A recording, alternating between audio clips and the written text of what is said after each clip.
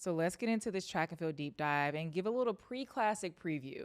I'm going to kick us off with the women's 100.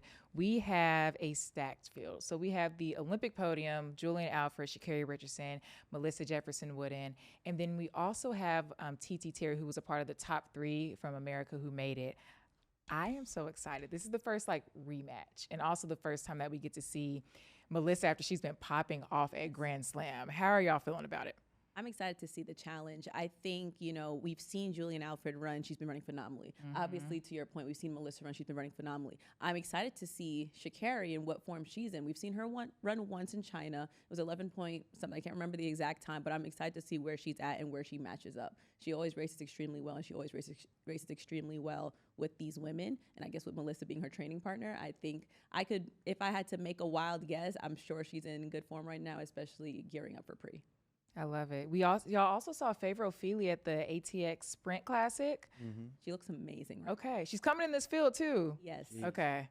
I mean, yeah, I think broadly speaking, it's crazy how many podium matchups we're getting at pre, including this one. We've seen these ladies all, in their own, lanes doing impressive things, but it's way more exciting when they're all in one place on the same start line. So yeah, it's hard. I don't even know who I would say is my favorite to win this thing. I mean, I have favorites because I feel like there's no one you can count out because we have I always butcher her name, but Marie-Josie Talu. Y'all know who I'm talking about though. Yes. She's 30, but she's always 36. In the mix. Oh, That's yeah. 36, and she's a vet in this game, but she runs fast. She's just a young athlete. So she's coming in the field. We have the Clayton twins. One of them though got injured at Jamaica trials, but they haven't scratched yet technically. But yeah, you could differentiate the twins better than I can. So tell me about it. So Tia's the one who went down in the finals this weekend, and I really do hope that they didn't scratch her because maybe it was a cramp. Maybe that's wishful thinking on my end, but I would hate to see her have a season ender like that. But on the flip side, her twin Tina, she kind of had a breakthrough this year. She's always been fast, and I could dive more into it when we get onto Jamaica, but there's no shield. She's always been fast, but in terms of on the pro circuit, this was definitely a breakthrough in the finals. But again, I'll touch on that later before I get to. Yeah, I Nia could talk about what happened in Jamaica this past week. When we're 15 days out from Worlds, you're going to see me in some variation of green, black, and gold. Y'all know who I'm rooting for. I love that. That's so, and I support too. The colors are cute. Hello. Yeah. Now, on the same sprint side, we have the men's 100. Now, this field, honestly, every single field at pre is stacked. There's not a field that I'm I don't know. But this men's 100, we have Trayvon Bromell, who had the world lead until this past weekend when Conshane Thompson went 9.75 in Austin. We also have Akeem Blank, Christian Coleman, who's a beast out the blocks, Brandon Hicklin, Zarnell Hughes. It's lanes 1 through 9 are insane. So I'm so excited to see this field. Yeah. Well, where are y'all heads at when it comes to this 100? Do you have a favorite by chance or somebody you think could win? Conshane? Conshaine's winning it. Ooh. Conshane is winning it. My money's on Trayvon. Yeah, I agree. Okay. I'm rooting for Trayvon. I love Trayvon to death, but Conshane's going to beat him. So, okay, my thing is I feel like Trayvon out the blocks is all right, catch me. You think Conshane's going to catch him? I think Conshane. I think the 1-2 catch is Conshane. Okay. It's going to be catch me if you can. I don't think they can't. I don't think they can behind him, yeah. I don't know the lane assignments. I do genuinely hope they're by each other because I think regardless we'll get another world lead because Hayward low-key is fast. It is. Yeah, but I think the form that Conshane's in right now, he became 6th fastest man of all time this past weekend. And he also said, when asked, are you surprised by this performance? He was like, no, there's nothing that I do that can surprise me. I know my training. And he's trained by the great Stephen Francis. Yeah. So I think there's a lot of things that he's learned from Paris that probably kept him up at night that he's just not going to repeat certain mistakes, especially this weekend after that performance. I love it. I love how I got all of my notes out of order. So I'm sorry to our producer who has to figure out which asset I'm going to pull next. All right, let's go men's 400 hurdles. It's going to be a fun one. I feel like 400 hurdles is always stacked. We're going to talk about it a little bit later in an overall Diamond League perspective. But for pre, this was the Oregon 22 podium. They're going to be back at Hayward again, all 3 of them. So we have Rye Benjamin, Trevor Bassett, Allison Dos Santos, CJ Allen. I feel like you always have to mention in the mix of this. But also Nathaniel Ezekiel, the NCAA champion from Baylor, who's now a pro, is also running in this field, his first real professional race. I think it's going to be a fast one. I think that's what makes it so interesting because Nathaniel, he's always been like, I've been waiting for a race like this because when it comes to the NCAA, I think he just was always a tier above the rest of the field, which is crazy because the NCAA is just, the talent pool is deep. But I'm interested to see how fast he can run and what he can do with evenly matched players. I feel like it's the pressure too. It's like now we're like, will he be able to run under pressure? Like by pressure, I mean like we're side by side. It's typically he runs his own race after hurdle 3. He's confidently above everybody. There's no one challenging him. But I think that challenge, like the pros have done it before. Nathaniel technically has done it because he was in Paris for Nigeria, but I feel like he's in prime shape now. Absolutely. Yeah. I've never seen him look better, which is crazy because he looked amazing last year. He did, yes. PB after PB, national record after national record. Yeah, it's going to be a fun one. It is going to be fun. Speaking of 400 hurdles, someone who's not doing 400 hurdles, Miss Sydney McLaughlin-Lavroni is running the Open 400. Last time she ran at Hayward in 2024, she went 48.74 in the Open 4. And rumor has it, and I agree with these rumors, that she can easily come away with this American record that's 48.70 held by Miss Sonia Richards-Ross.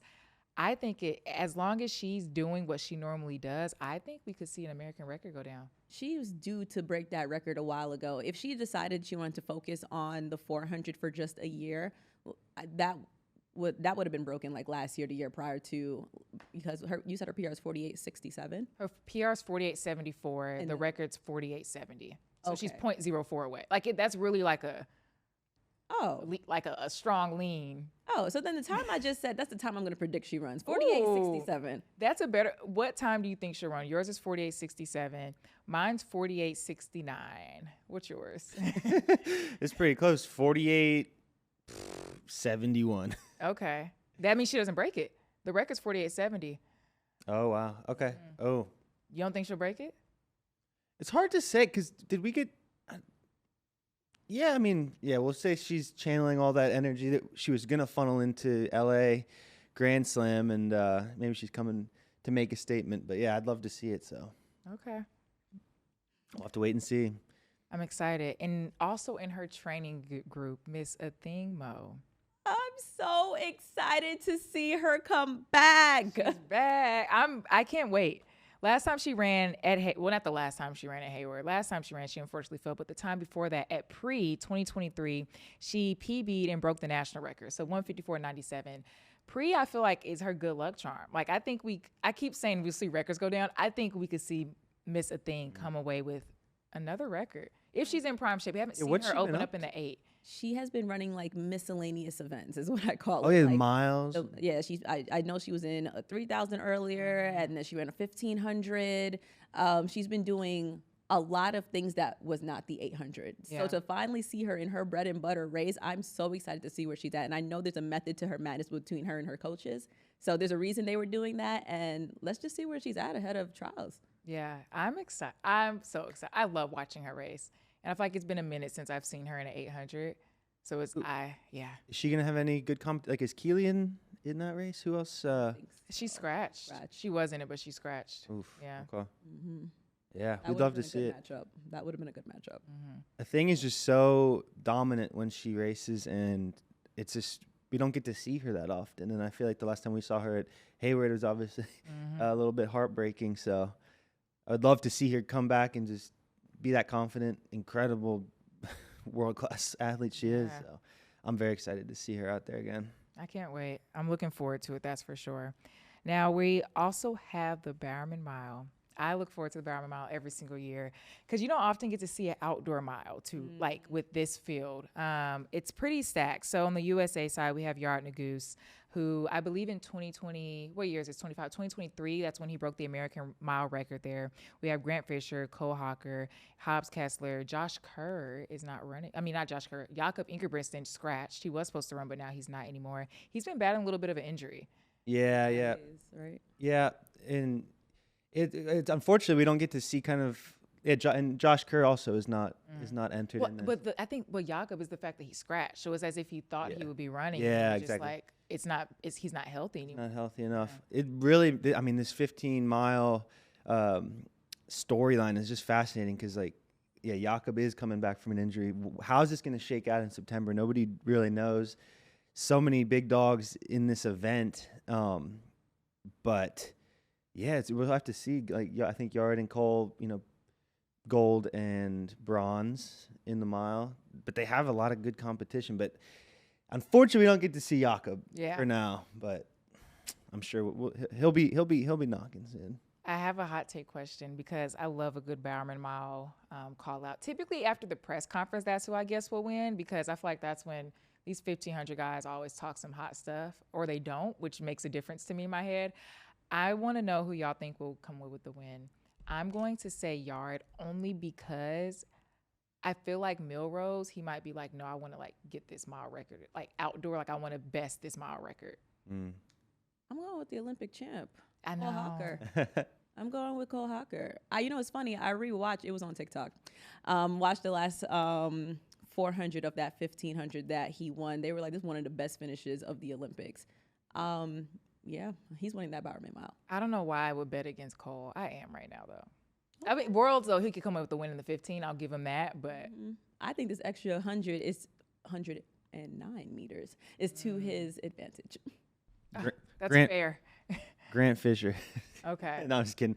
I support. No, it's going to be very cool to see him. Obviously, have more distance. He can run any distance. He's going to crush it. But no, he's not going to win this one. I think I'm with Nia on this one. I think it's going to be Cole.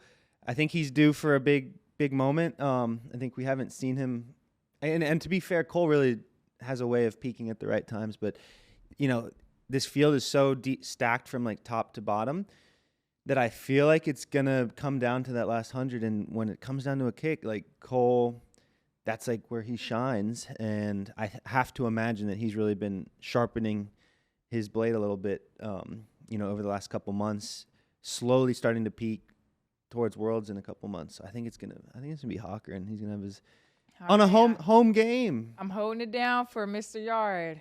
I love Yard. And maybe we'll see a surprise though. Yeah, if it's not any of the people we said, that'll be the real surprise. That's what I'm kind of hoping for, actually. Ooh, go ahead, pick Grant then. Yeah, maybe I'll lock it in Grant Fisher.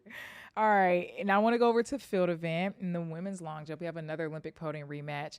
I'm most excited to see Miss Tara Davis-Woodhall, but we'll also see Jasmine Moore. We'll see Miss Mahambo from Germany. And then, not picturing this, we have Monet Nichols, who was just on the world team. She was also in Paris. And then we have Claire Bryant, who just won the world indoor title. So this is about to be stacked. I'm looking forward to it.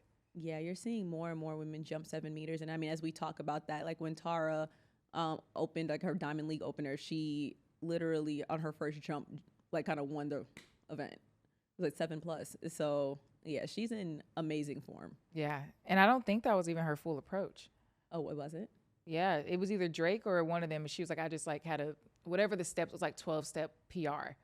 Wow. Yeah. No, she's on fire. Like coming off of Paris, like she has not lost whatever wavelength that she's on. She is still on it. And she transitioned to training in Manhattan. Like the girl's on fire. Yeah. She trains in New York? Kansas. Oh, facts. Manhattan, Kansas. Gotcha. Sorry. Yeah, she's at her. Like, what? Coach, She's a city girl? her coach left University of Arkansas to go to K-State. She followed. Gotcha. Yeah. I'm hoping we're going to see a repeat from the Olympics now that we have the para events. Maybe Hunter and Tara can, go double gold again. Gonna be excited. I love seeing him run a 200. So I think this is gonna be fun. Yeah, I'm excited. I can't wait to see both of them. I'm looking forward to it. It's like my favorite power couple. For sure. Now, we're halfway through this Diamond League season. We have a lot of things to happen. And this is one of the few years that we get to see the Diamond League final in Zurich happen before Worlds happens. Like the schedule, in my expert opinion, makes sense this way. Like have the end all be all be the Olympics, be Worlds. So we're halfway through and events are starting to pick up. People are starting to gear up for their respective nationals. Jamaica just had their nationals. USA Nationals is around the corner in a few weeks. I want to kind of talk about where the standings are and kind of what all of our favorite events or people have been since the first Diamond League meeting in China up until now, with Pre literally around the corner. Nia, I will start with you first. What event group has kind of stood out to you? For me, it's kind of easily the 400 hurdles on the men's side, just because I think that is where I was able to see the most well-rounded race almost every time. Maybe not in the 400 hurdles specifically, but the 400 hurdlers racing against each other, the most competitive in the world, the top dogs in the world, multiple Olympic rematches. They were floating between 300 hurdles and 400 hurdles, but you're able to see them compete against each other. I think that's probably like my one grievance is like with the other races. You're seeing like standout performances from certain individuals, but are you seeing them legitimately challenge on the Diamond League circuit by those who can match them talent-wise? So for me, it's like 100% the 400 hurdles. We're seeing Rye come out the gates, running and gunning. Carson Warholm's first like a season opener. Was it Shanghai or Xiamen? Xiamen? When he broke the 300-meter hurdle world record. Jamin, thank you. Just out the gate and then breaking it again. And then obviously Allison Dos Santos, love him to death. He's also running like amazing right now. So that's probably my most exciting event group right now. And I always look forward to seeing it, period, honestly. Yeah, and then I pulled up the top five, points right now, just so we have them. Okay. We have Carson at first with 30, Rise at second with 23rd. I'm just going to talk about the athletes you talked. And then in fifth, we have Allison Dos Santos in 13th. But I think we'll see him gain some points from Pre as well, because I think that he was originally prioritizing, like, running in America so much, but now he can go back and forth to Europe a little bit more often. But we'll see him at Pre, and I think he might gain some points. But you also have Ryan Carson still there, so. For sure. Yeah. Actually, no, Carson's not there. Oh, no. We have Ryan Trevor Bassett. Bassett, yeah. Yeah. CJ Allen as well? Mm-hmm. Okay. I think we'll see some point shift because Carson's only 7 points ahead of Rye. So I think we might see some shifts happen. We'll see, but I'm looking forward to it. That'll make the standings interesting. Mm-hmm. All right, Johnny, what event group kind of stood out to you from China up until now? Yeah, they've all been very interesting, and it's hard to pick favorites. And I think each event or each meeting, you see different storylines and people shining that maybe contribute to this greater arc of like the track and field season. So like I love that we've had in the first half of the season with so many meets, opportunities for people to shine and start saying, well, maybe what are they gonna look like in September? But yeah, it's to me what has sparked a lot of excitement is like in this men's 5,000 group specifically, that we have these Americans that are entering the fray and kind of, showing that American distance runners can be part of the conversation. Graham Blanks, Nico Young, really mixing it up and running, both top 3 all time in the 5K other than Grant Fisher. It's like American distance running is really getting really competitive. So to me, that's been really, really fascinating to watch, and I'm excited to see how that continues to play out. I love it. And I know I'm bringing up points, but for context, in order to make it into the final in Zurich, top 8 in points makes it to the final in the running events. And then in field events, top 6 make it into the final. So for the Americans that you said, Nico Young's in 3rd with 10. Graham Blanks is in 7th with 8 points. So he still has to run to make it. Nothing solidified, but yeah, it's been fun watching the Americans kind of run in these events where oftentimes other countries tend to dominate, but they still ran good for like American distance standards. Definitely. All right, I'm going to tell y'all mine. Mine is women's 100 hurdles. Everybody knows women's hurdles, they never duck. They always show up no matter the meet, no matter the people. Like, it's always a stacked field. But Miss Grace Stark, she ran in Paris a meet record 12:21, the 5th fastest woman in history. And I think to see her kind of dominate Diamond League right now, she has 31 points in first. And with Toby, who has the world record, I believe, with 17 points. Then we have Danielle Williams and 3rd with 15, and Akira Nugent. Miss Akira Nugent, love her, down with 13 points. I think these women's hurdles, I love it. And I think to see them kind of show out like this on the Diamond League circuit is amazing to see. And to have an all-time mark like that. Hello. Yeah, like that's no easy feat. It wasn't like, and it's not winning, like she did that. That was a fun one to see. Yeah, Demetra, I'm actually really happy that that's your group, because when we didn't talk about it in terms of Pre, I was like, we got a lot to talk about there. And I'm not going to like ramble because I can, but it's just like as we talk about Diamond League, I think we'd be remiss not to talk about the field, because within that you have a world record holder, American record holder, and like reigning Olympic champion. You have the reigning world champion. You got the 3rd fastest to ever go across the distance on those barriers in Tia Jones. You have the Jamaica national record holder. Like, I mean, you have the former world record holder in Yeah. Kenny Harrison. So it's just like, yeah, Masai, Toby, Danielle, Akira, Tia, yeah. Yeah. Like, And it's like it's never like, oh, only one person is here. Like, no, it's always somewhere in the mix of like, yeah. it's extremely competitive. It's like anyone can win on any given day. It's hard to predict. You have to have the perfect race. Like in short distance period, you have such a low threshold for mistake, and then the threshold becomes non-existent when you add those barriers. Exactly. So yeah, I'm just so happy that was your event. Yeah, no, and to your point, I couldn't agree more. Yeah, I'm like 100 hurdles, even 110 hurdles, like Yeah, the mistakes have to be small, I can't predict that. or they can't be any. Honestly, you have to have a quite perfect race. It might not be perfect in their eyes to get a PB, but like perfect enough where you can do all the things necessary. Yeah. Anyone can win on any given Props day. to them. Yeah, couldn't be me, but I love watching.